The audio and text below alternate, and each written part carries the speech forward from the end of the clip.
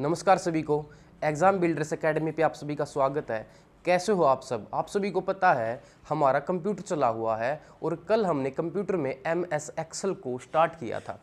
MS Excel में हमने कुछ बेसिक बातें की थी। इसके बारे में एक बार मैं आपको रिवाइज करवा देता हूँ, हमने क्या क्या पढ़ लिया था MS एक्सेल में। ठीक है, कुछ मैंने आपको बेसिक बातें बताई थी। हमारा टॉपिक है MS एक्सेल, जो हमने कुछ बेसिक बातें कल की थी। MS एक्सेल में सबसे पहले मैंने आपको बताया था इसको रिलीज़ कब किया गया था। MS एक्सेल को रिलीज़ किया गया 1983 में। 1983 में इसको रिलीज़ किया गया। ठीक है, इसके बाद मैंने आपको बताया था इसका प्रयोग किस लिए किया जाता है। MS एक्सेल का प्रयोग किया जाता है अकाउंटिंग एवं कैलकुलेशन के लिए। अकाउंटिंग एवं कैलकुलेशन के लिए, ठीक है, कैलकुलेशन के लिए इसका प्रयोग किया जाता है MS एक्सेल का। इसके बाद मैंने आपको बताई थी मोस्ट इंपोर्टेंट इसकी एक्सटेंशन, बहुत बार पूछा जाता है MS एक्सेल का एक्सटेंशन। ठीक है, 2007 से पहले क्या था इसका एक्सटेंशन? 2007 से पहले इसका एक्सटेंशन था .xls। ठीक है, 2007 के बाद क्या है? .xls और x। ठीक है, 2007 के बाद वर्तमान में क्या है इसका एक्सटेंशन? .xlsx। इसके बाद मैंने आपको बताया था जिस भी पेज पर, जिस भी शीट पर हम वर्क करते हैं उसे क्या कहा जाता है? Spread sheet. क्या कहा जाता है? Spread sheet. MS एक्सेल में जहाँ पर भी हम वर्क करते हैं उस शीट को क्या कहा जाता है? स्प्रेड शीट कहा जाता है। मैंने MS वर्ड में बताया था आपको, जहाँ पर हम वर्क करते हैं उसको क्या कहा जाता है? उसे कहा जाता है पेज। और MS एक्सेल में क्या कहा जाता है? Spread sheet. ठीक है, इसके बाद स्प्रेड शीट के बाद इसमें स्प्रेड शीट में क्या होते हैं? रो और कॉलम होते हैं।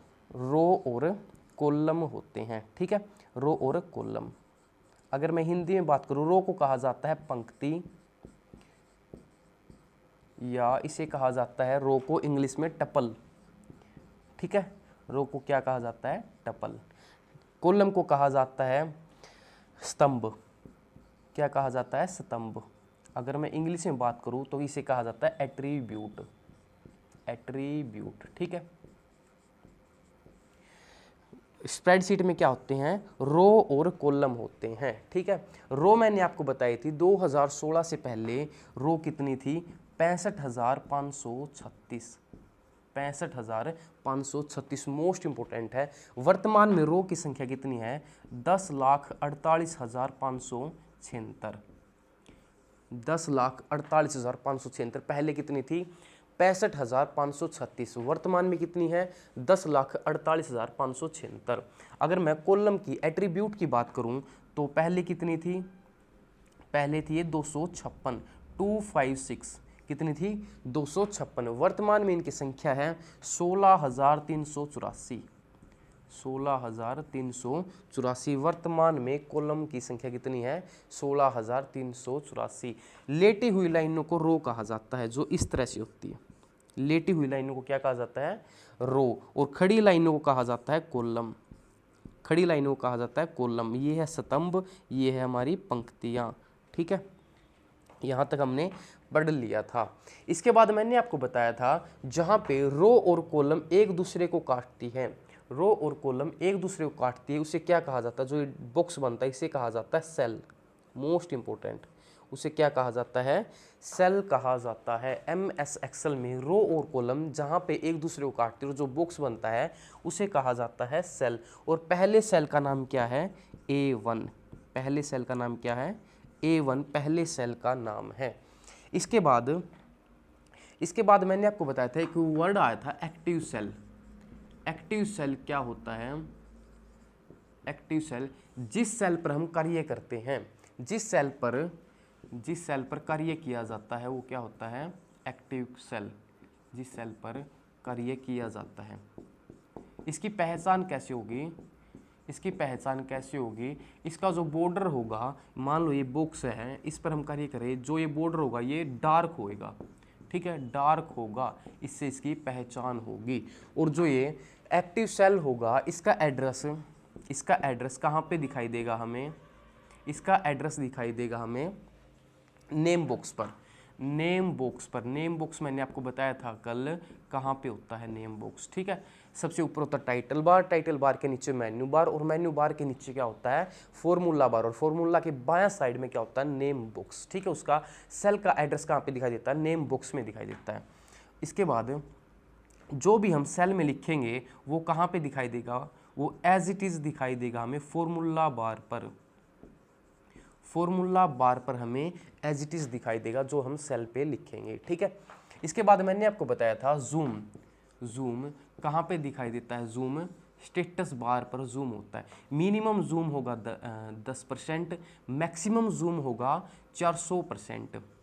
MS वर्ड में मैंने आपको बताया था मिनिमम जूम 10% और मैक्सिमम जूम 500%, MS वर्ड में बताया था। लेकिन MS एक्सेल में मिनिमम जूम होगा 10%, मैक्सिमम होगा 400%। मोस्ट इंपॉर्टेंट है, बाय डिफ़ॉल्ट 100%। बाय डिफ़ॉल्ट अपने आप जब हम खोल लेंगे तो कितना होगा, 100% जूम होगा, ठीक है। Zoom minimum 10%, maximum 400%, by default होगा 100%। यहाँ तक हमने कल बातें कर ली थी। आज हम नेक्स्ट स्टार्ट करते हैं इससे आगे, MS एक्सेल इससे आगे स्टार्ट करते हैं।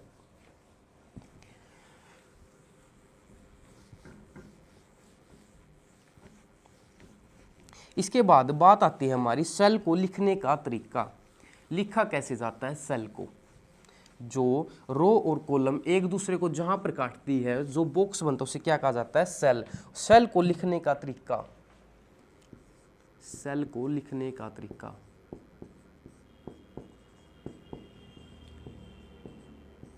इसको कैसे लिखा जाता है, तो इसको लिखने के लिए सबसे पहले क्या आता है, कॉलम एट्रीब्यूट आता है सबसे पहले, ठीक है। सबसे पहले क्या आता है, कॉलम एट्रीब्यूट या स्तंभ आता है। इसके बाद लिखा जाता है रो, इसके बाद लिखा जाता है रो। क्योंकि मैंने आपको कल एक बात बताई थी, कॉलम को हम डिनोट करते हैं अल्फ़ाबेट से, अल्फ़ाबेट से डिनोट करते हैं कॉलम को, और रो को डिनोट करते हैं हम किससे, नंबर से, संख्याओं से डिनोट करते हैं, ठीक है। जैसे ये हमारी स्प्रेडशीट है, इस तरह से ये कॉलम है, ये हमारी रो है, ये है हमारी रो, ठीक है। इस तरह से ये है कॉलम। खड़ी लाइनों को क्या कहा जाता है, कॉलम। और ये किससे डिनोट करते हैं हम, अल्फ़ाबेट से, ABCDE इस तरह से। और ये है नंबर, रो 1 2 3 4, ठीक है।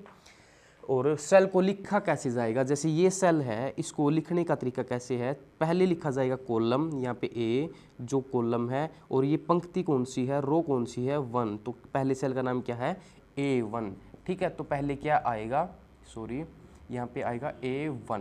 पहले लिखा जाएगा कॉलम और फिर लिखा जाएगा रो। ये सेल को लिखने का तरीका है, ठीक है। सेल को लिखने का तरीका क्या है, पहले लिखा जाएगा कॉलम, फिर लिखा जाएगा रो। इसके बाद बात करते हम, मान लो ये हमारी सेल है, इस तरह से ये हमारी सेल है जहाँ पे रो और कॉलम एक दूसरे को काटती है। मान लो इस पर हम वर्क करें, ये है हमारी एक्टिव सेल, ठीक है। जब भी हमने इसके नीचे वाली सेल पर जाना है, इस सेल पर जाना है, तो इसके लिए हम क्या शॉर्टकट कीज लगाएंगे।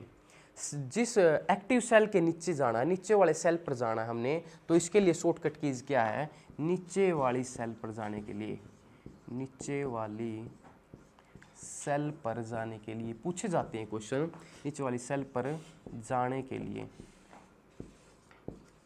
तो हम क्या करेंगे, इसके लिए है एंटर। एंटर को दबाएंगे और नीचे वाली सेल पे जो हमारा कर्सर होता है वो कहाँ पे चला जाएगा, नीचे वाली सेल पर, ठीक है। नीचे वाली सेल पर हम, नीचे वाला सेल हो जाएगा एक्टिव सेल। अगर हमने मान लो ये सेल पर कार्य कर रहे थे और ऊपर वाले सेल पर जाना है, तो ऊपर वाले सेल पर जाने के लिए, ऊपर वाले सेल पर जाने के लिए किसका प्रयोग करेंगे, ये होगा कंट्रोल प्लस में एंटर। क्या होगा, कंट्रोल प्लस में एंटर होगा। नीचे वाली सेल पे जाने के लिए एंटर, ऊपर वाली सेल पर जाने के लिए कंट्रोल प्लस में एंटर। अगर हमने दाया सेल पर जाना है, दाया सेल पर जाने के लिए, दाया सेल पर जाने के लिए, दाया सेल पर जाने के लिए क्या होगा, दाया सेल पर जाने के लिए, दाया सेल पर जाने के लिए होगा टैब, टैब को दबाएंगे हम, ठीक है, टैब को दबाएंगे दाया सेल पे, ये इस यहाँ पे जाने के लिए, नेक्स्ट सेल पे जाने के लिए क्या दबाएंगे, टैब को दबाएंगे, ठीक है। और बाया सेल पर जाने के लिए, बाया सेल पर जाने के लिए, बाया सेल पर जाने के लिए किसको दबाएंगे हम, शिफ्ट प्लस में टैब, शिफ्ट प्लस में टैब को दबाएंगे। ये भी कंट्रोल नहीं है, ये भी शिफ्ट है, शिफ्ट प्लस में एंटर, ऊपर जाने के लिए शिफ्ट प्लस में एंटर, और बायां सेल पर जाने के लिए शिफ्ट प्लस में टैब का प्रयोग करेंगे, ठीक है। नीचे जाने के लिए एंटर, ऊपर जाने के लिए क्या है, शिफ्ट प्लस में एंटर, दाया जाने के लिए टैब और बायां जाने के लिए शिफ्ट प्लस में टैब का प्रयोग किया जाता है, ठीक है। ये थे हमारे एक सेल से दूसरे सेल पर जाने के लिए, ठीक है, एक सेल से दूसरे सेल पर जाने के लिए। नीचे जाना तो एंटर, ऊपर जाना शिफ्ट प्लस में एंटर, दाया जाना है तो टैब, बाया जाना है तो शिफ्ट प्लस में टैब का प्रयोग करेंगे, ठीक है। इसके बाद बात करते हम, मान लो हमने एक पूरी रो को सिलेक्ट करना है, एक पूरी रो को सिलेक्ट करना है, मान लो ये हमारी रो है और इस पूरी रो को सिलेक्ट करना है, ठीक है। पूरी रो को सिलेक्ट करने के लिए, पूरी रो को सेलेक्ट करने के लिए, सिलेक्ट करने के लिए किसका प्रयोग करेंगे हम, पूरी रो को सिलेक्ट करने के लिए ये होगा शिफ्ट प्लस में स्पेस बार, शिफ्ट प्लस में जो स्पेस बार होता है उसका प्रयोग करेंगे, ठीक है। इस मान लो कोई भी रो को हमने, मान लो इस रो को सिलेक्ट करना है, पूरी रो को सिलेक्ट करने के लिए किसका प्रयोग होगा, शिफ्ट प्लस में स्पेस बार का प्रयोग करेंगे, ठीक है। पूरी कॉलम को सॉरी, पूरी कॉलम को सिलेक्ट करने के लिए, सेलेक्ट करने के लिए किसका प्रयोग किया जाएगा, पूरी कॉलम को सिलेक्ट करने के लिए किसका प्रयोग किया जाएगा, ये है कंट्रोल प्लस में स्पेस बार, कंट्रोल प्लस में स्पेस बार का प्रयोग किया जाता है, ठीक है। पूरी रो को सिलेक्ट करने के लिए शिफ्ट प्लस में स्पेस बार, पूरी कॉलम को सिलेक्ट करने के लिए कंट्रोल प्लस में स्पेस बार का प्रयोग किया जाता है। इसके बाद मान लो हमने पूरी स्प्रेडशीट को सिलेक्ट करना है, पूरी स्प्रेडशीट को सिलेक्ट करने के लिए, स्प्रेडशीट को सिलेक्ट करने के लिए किसका प्रयोग किया जाता है, रो की बात की हमने, रो को सिलेक्ट करने के लिए शिफ्ट प्लस में स्पेस बार, कॉलम की बात की हमने कंट्रोल प्लस में स्पेस बार, और पूरी स्प्रेडशीट को सिलेक्ट करने के लिए कंट्रोल प्लस में शिफ्ट प्लस में स्पेस बार, ठीक है, कंट्रोल प्लस में शिफ्ट प्लस में स्पेस बार। ये थी हमारी सेल रो को, कॉलम को और पूरी स्प्रेडशीट को सिलेक्ट करने के लिए। पूरी रो को सिलेक्ट करने के लिए शिफ्ट प्लस में स्पेस बार, पूरी कॉलम को सिलेक्ट करने के लिए क्या है, कंट्रोल प्लस में स्पेस बार, और पूरी स्प्रेडशीट को सिलेक्ट करने के लिए कंट्रोल प्लस में शिफ्ट प्लस में स्पेस बार, ठीक है। इसके बाद बात करते हैं हम, अगर हमने न्यू स्प्रेडशीट लेके आनी है तो उसकी शॉर्टकट कीज क्या होगी, न्यू स्प्रेडशीट को लेके आने के लिए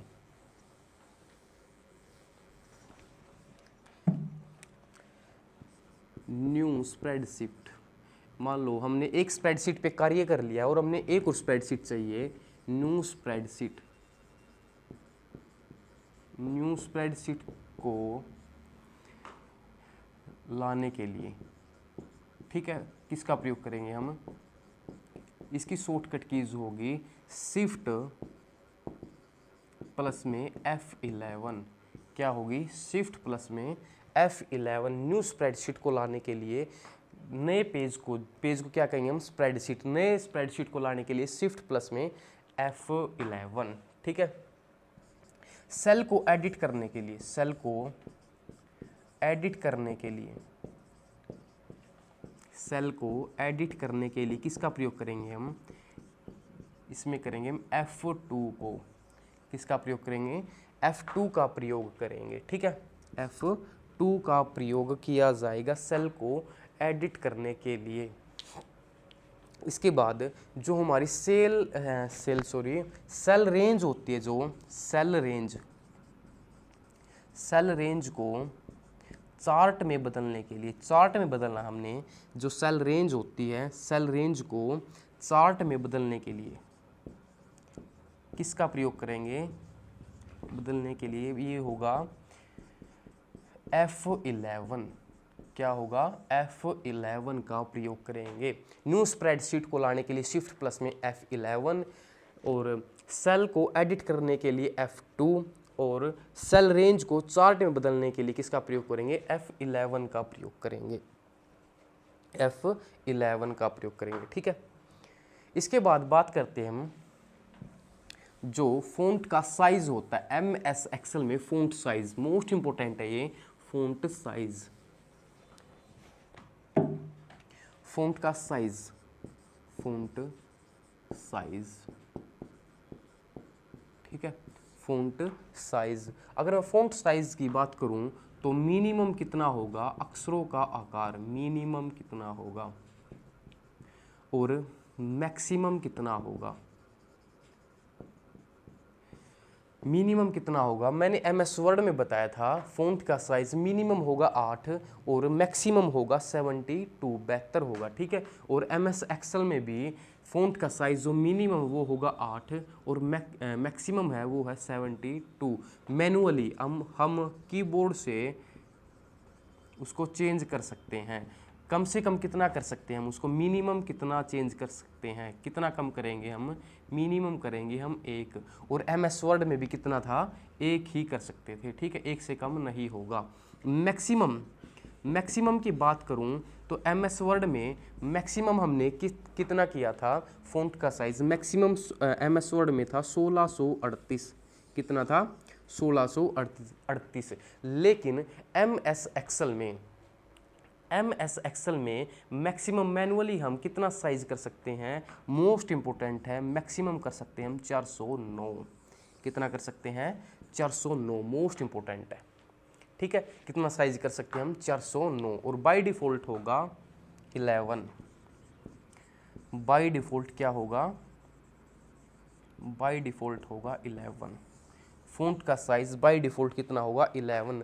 ऑटोमेटिकली देखा जाए तो कितना होगा, मिनिमम होगा 8, मैक्सिमम होगा 72, मैक्सिमम कितना होगा 72। अगर मैनुअली हम अपने हाथों से कीबोर्ड के द्वारा करें तो मिनिमम होगा कम से कम 1, ज़्यादा से ज़्यादा 409, मोस्ट इंपॉर्टेंट। MS वर्ड में 1638 कर सकते हैं और MS एक्सेल में 409, और अपने आप जब हम खोलते हैं तो कितना साइज होता है, वो होता है 11, ठीक है, कितना होगा 11। इसके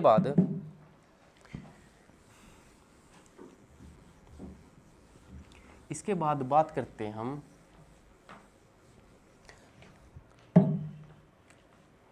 दो लाइनों के बीच जो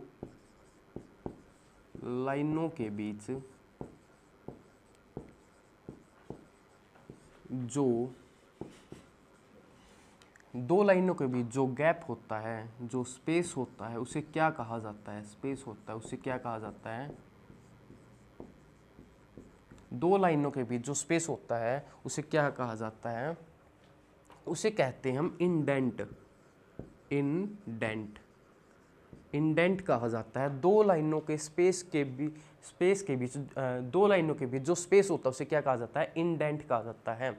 और इसकी शॉर्टकट कीज क्या है, कंट्रोल प्लस में टी, कंट्रोल प्लस में टी, ठीक है।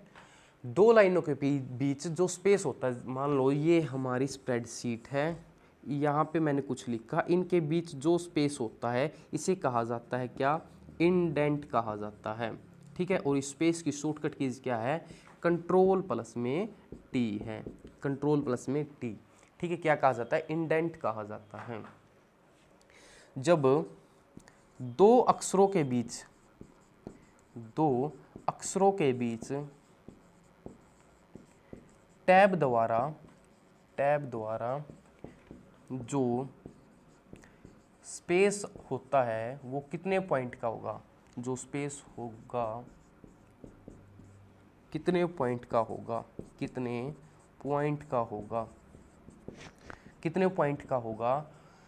मान लो ये सेल है, ठीक है। इसमें यहाँ पे मैं कार्य कर रहा था और टैब के द्वारा नेक्स्ट उस पे चला गया मैं, नेक्स्ट सेल पे। इसमें स्पेस कितना होगा, इसमें होगा 0.5 पॉइंट का। कितना होगा, 0.5 पॉइंट का स्पेस होगा, ठीक है। 0.5 पॉइंट। दो लाइनों के बीच क्या कहलाता है, जो गैप होता है या स्पेस, इंडेंट कहलाता है। शॉर्टकट कीजिए इसकी, कंट्रोल प्लस में टी।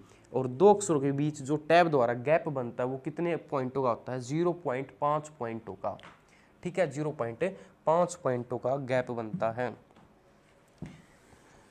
इसके बाद जो भी हम कार्य करते हैं वर्कशीट पर या स्प्रेडशीट पर, वर्कशीट के समूह को क्या कहा जाता है, वर्कशीट के समूह को क्या कहा जाता है। मान लो ये एक वर्कशीट है जिस पे हमने कार्य किया, एक और वर्कशीट है जिस पे हमने कार्य किया। ऐसी ऐसी बहुत सारी वर्कशीट है, उनके समूह को क्या कहा जाता है, उनके ग्रुप को क्या कहेंगे हम, वर्कबुक कहेंगे। क्या कहेंगे, वर्कबुक कहेंगे, ठीक है। वर्कशीट के समूह को क्या कहा जाएगा, वर्कबुक कहा जाएगा। वर्कबुक बनाने के लिए कम से कम कितनी वर्कशीट चाहिए, मोस्ट इंपोर्टेंट बात है, पूछी गई है बातें। वर्कबुक बनाने के लिए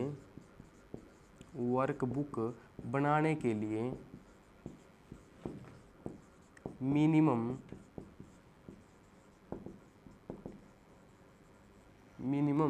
कितनी वर्कशीट चाहिए, कितनी वर्कशीट चाहिए और ज़्यादा से ज़्यादा कितनी होनी चाहिए, मैक्सिमम कितनी सीट होनी चाहिए, मैक्सिमम कितनी सीट होनी चाहिए, कम से कम कितनी सीट होनी चाहिए कि उनको वर्कशीट का समूह कम से कम इतनी सीटों का समूह वर्क बुक बन जाएगा, ठीक है। और ज़्यादा से ज़्यादा कितनी होनी चाहिए, जो वर्कशीट का समूह वर्क बुक बनेगा, कम से कम चाहिए 3, कम से कम 3 वर्कशीट चाहिए, जब उसको हम क्या कहेंगे, वर्क बुक कहेंगे, ठीक है। और ज़्यादा से ज़्यादा होनी चाहिए 255, मोस्ट इंपोर्टेंट है, पूछा जाता है क्वेश्चन। ज़्यादा से ज़्यादा कितनी चाहिए वर्कशीट, 255 वर्कशीटों का समूह ज़्यादा से ज़्यादा क्या कहलाएगा, वर्कबुक कहलाएगा। और कम से कम कितनी सीट होनी चाहिए, 3 सीट होनी चाहिए कम से कम, ठीक है। कम से कम 3 सीट होनी चाहिए। इसके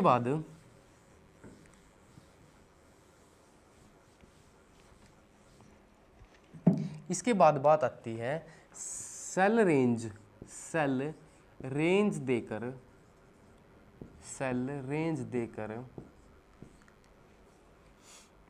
टोटल सेल पूछ लिए जाते हैं, टोटल सेल कितने होंगे। जैसे मान लो ये हमारी स्प्रेडशीट है, ठीक है, ये हमारी स्प्रेडशीट, ये है हमारे कॉलम,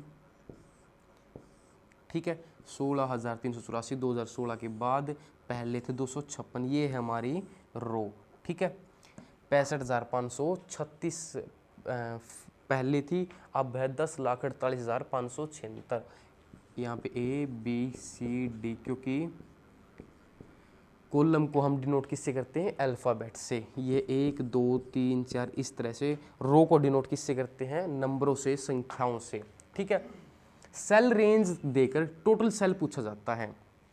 मान लो ये कौन सा सेल होगा, ये कौन सा सेल होगा, ये होगा D3, D3, ठीक है, क्या होगा ये D3 सेल होगा, ठीक है। और मान लो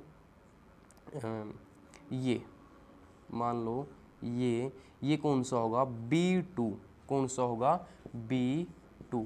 इसने पूछा है सेल रेंज B2 से लेके D3 तक टोटल सेल कितनी होगी, मतलब ये इससे आगे आगे ये है जो D3 तक कितनी सेल होगी, ठीक है। इसमें तो हम गिन सकते हैं लेकिन बहुत सारी सेल होती है, वहाँ पे गिनना असंभव होगा, ठीक है। तो इनको निकाला कैसे जाएगा, गिना तो जा सकता है, असंभव तो नहीं है, लेकिन फिर भी मुश्किल होगी, इतने एग्जाम में इतना टाइम हमारे पास नहीं हो। इसको कैसे निकाल लेंगे, टोटल सेल रेंज दे दी जाए और टोटल सेल निकालनी है, तो इसको निकाल लेंगे total sale.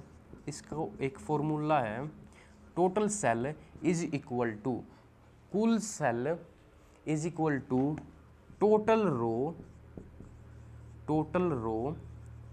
Into total column into total column. क्या होगी, total row into total column क्या होगा, टोटल सेल होगा, ठीक है। टोटल सेल कितनी सेल है टोटल, किससे निकलेगी, टोटल रो कुल रो की संख्या और कुल कॉलम की संख्याओं से गुणा करा दी जाए तो क्या निकलेगा, टोटल सेल निकलेगा, ठीक है। टोटल रो कैसे निकाल लेंगे हम, जो भी संख्याएं हैं दोनों संख्याओं का अंतर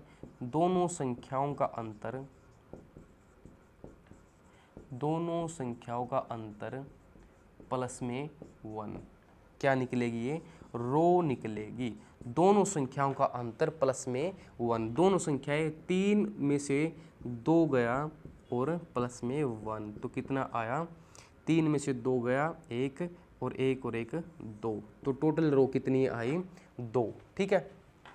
कॉलम निकालने के लिए, टोटल कॉलम निकालने के लिए बी से डी तक जाना है, बी सी और डी, बी से डी कितनी हुई कॉलम, 3 हुई, ठीक है।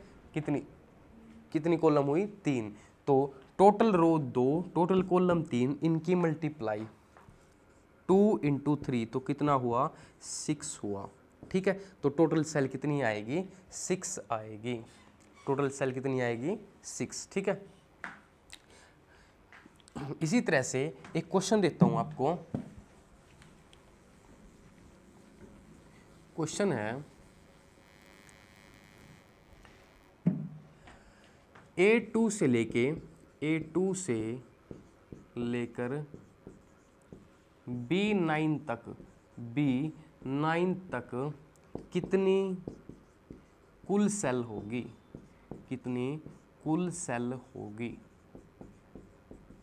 ठीक है। मैंने आपको बताया है कुल सेल निकालने के लिए क्या करेंगे हम, टोटल सेल निकालने के लिए क्या करेंगे हम, total row into total column, ठीक है। Row into total column, total row कैसे निकाल लेंगे, दोनों संख्याओं का डिफरेंस, 9 में से 2 गया 7 और प्लस 1 क्या आएगा 8, क्या आइए टोटल रो की संख्या आई, क्या आई टोटल रो की संख्या आई, ठीक है। टोटल कॉलम निकालने के लिए ए से बी तक, ठीक है, ए से लेके बी तक तो कितनी हुई 2 हुई टोटल कॉलम,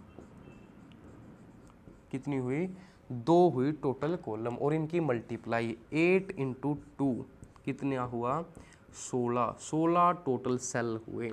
ये क्वेश्चन पूछा जाता है, ठीक है, कितने सेल हुए 16। आपको एक क्वेश्चन देता हूं और उस क्वेश्चन का कमेंट में आपने रिप्लाई करना है, आंसर आपने कमेंट में रिप्लाई करना है, ठीक है। क्वेश्चन है B3 से D7 तक कितनी कुल सेल होगी,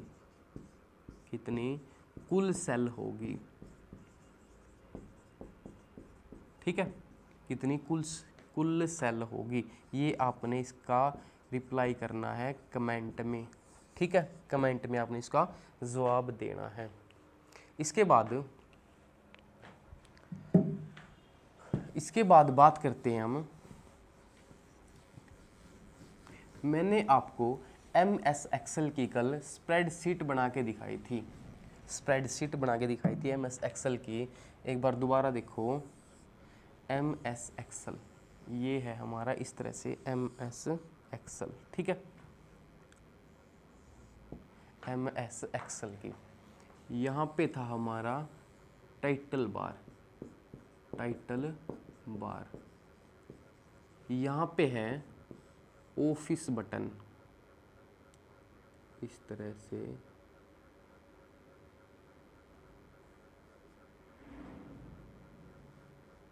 ठीक है, यहाँ पे है ऑफिस बटन इसे कहा जाता है, ऑफिस बटन। यहाँ पे इस तरह से क्या है, ये है quick access tool, quick access tool, quick access tool, ठीक है। यहाँ पे है हमारे कंट्रोल बटन, यहाँ पे क्या है, कंट्रोल बटन, ये क्या है, कंट्रोल बटन। कंट्रोल बटन कितने होते हैं, 3, मिनिमाइज, मैक्सिमाइज और क्लोज। इसके बाद आता है हमारा मेन्यू बार, मेन्यू बार। इसी में क्या होता है, इसी में page layout, page layout, view, इस तरह के होम, इंसर्ट, इस तरह के ऑप्शन होते हैं मेन्यू बार में, ठीक है। मेन्यू बार के बाद ये है हमारा फॉर्मूला बार, फॉर्मूला बार, ठीक है, फॉर्मूला बार। ये हमारा नेम बॉक्स, नेम बॉक्स, ठीक है। यहाँ पे है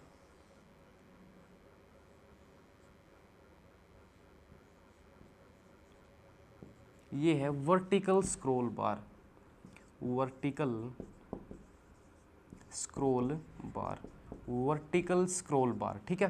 क्या है ये, वर्टिकल स्क्रॉल बार, पेज को ऊपर नीचे खिसकाया जाता है वर्टिकल स्क्रॉल बार के द्वारा, ठीक है।